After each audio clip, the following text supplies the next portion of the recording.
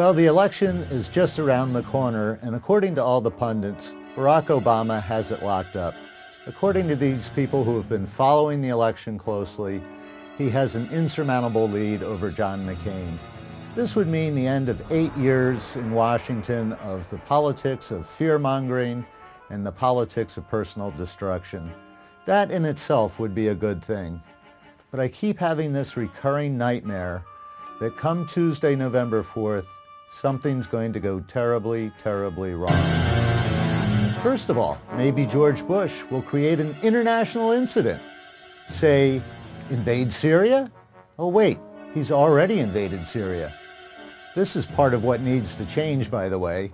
Here we are, the United States invading sovereign countries, and it hardly even makes the news.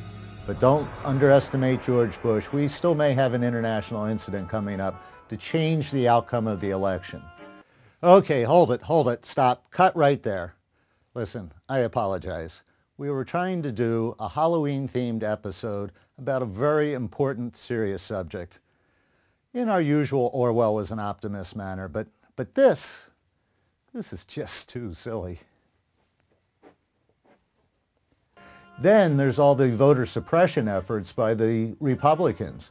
Already in Ohio, they filed suit to challenge 200,000 new registrations, 200,000 new voters, and they're going to challenge them. Even though the Supreme Court has already ruled in favor of the voters, the Republicans are back in court to throw them off the voter rolls. Same thing is happening in Colorado, where 10,000 voters, new voters, have been taken off the list already by the Republican Secretary of State. Colorado's a swing state. Then there's the problem with the voting machines themselves. Already we're having reports of vote flipping on electronic machines in states that are having early voting. People press the button for Barack Obama and up comes John McCain and Sarah Palin. Vote flipping, that's something to watch out for. In North Carolina, another critical state, people are complaining that the ballot is confusing and they're afraid that they're voting for the wrong person on the ballot.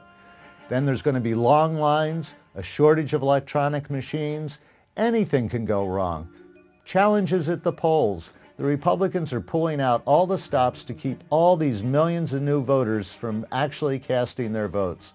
It's a nightmare. It could be a real nightmare. It could be the end of American democracy. Then there's the worst and scariest one of all. It's called man in the middle. This is where the electronic votes that are being transferred from the electronic voting machines at the precincts into central headquarters to get counted gets transferred to a third machine where who knows what happens to the votes. Man in the middle, we've got to watch for that. Well, it all seems like it's over. That's what all the pundits are saying, but don't bet on it. You may just have a nightmare ahead. I'm Paul George, here to tell you, Orwell was an optimist.